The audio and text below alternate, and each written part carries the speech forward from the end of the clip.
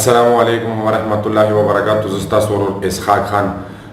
نن ډیره د خوشخبری خبره ده مو مسافرانو ورونو ته چې کوم مسافرانو ورونه په العین او ابوظبي کې پاتې کیږي هغو دپاره دی د دوبۍ والا مو سره اوسه پورې یا شارجې والا دغو والا خلکو کوم مسافرانو لري د هغو اوسه پورې مو ته پته نشته چې هغه طرف ته څه نیوز دی. خو مو سره د العین او د ابوظبي نیوز دا دی مسافرانو دپاره سفرخانې د طرف نه سپیشل اپلیکیشن اوس یو ساعت مخکې راغله، تاسو سیټ کې کتلی شو د بی ای او د سفرخانې د طرف نه دا اپلیکیشن راغله. دوی کې دو دا لیکلي دي، بیا ما تپوس هم وکړ، دوی دا لیکلي دي چې تاسو د پی ای آفس ته تګ ضرورت نشته، سفرخانې ته تګ ضرورت نشته.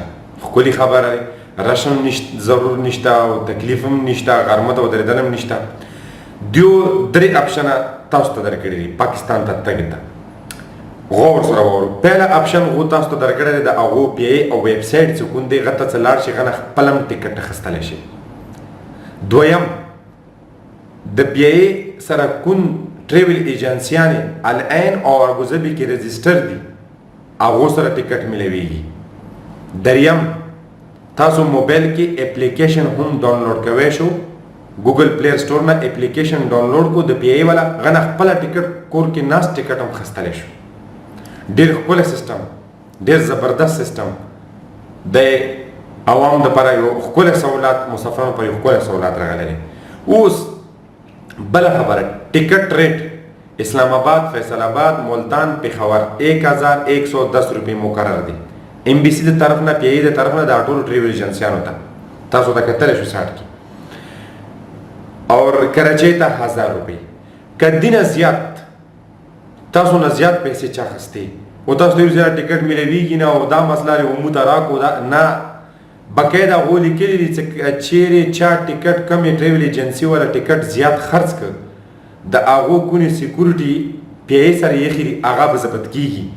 اوس خدای او رسول ته وګورو پښتنو ورونو ګرانو، منم تکلیف دې کلي ته ترن غواړي، خو چې یو ځای کې تاسو کوسوس دا ریټ زیات دی هغه ځای کې تاسو وچتېږو. دا نه چې تاسو جګړه وکړو، نه جګړه نه، قانون دی دلته دوبۍ کې، ابوظبي کې، العین کې قانون دی، شورتارې قانون ته ودرېږو. قانون ته یو ځای دا شی زیات دی دا ویلې کېږي. بیا سفرخانې والا کولم د لیټر کې لیکلي دي چې که تاسو ته چا ټکټ زیات دار کړ یا د نه زیات بلیک ټکټ واخیسته، تاسو سفرخانې نمبر باندې هم کانټیکټ کولی شو، ایمیل باندې ایمیل هم کولی شو، پی ای ته یې یلی شو. نو خدای دپاره رسول ته وګورو چې دغه ریټونه مقرر شوي دي پی ای او د پاکستان د طرف نه، دینه زیات 1 روپۍ چاته مه ورکو، دا تاسو حق دی. نو ډېر ښکلی کار وشو.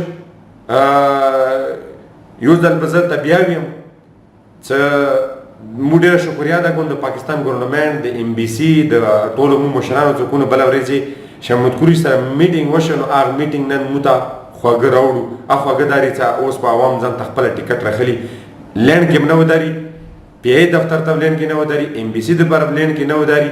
نو ډېر ښکلی کار وشو.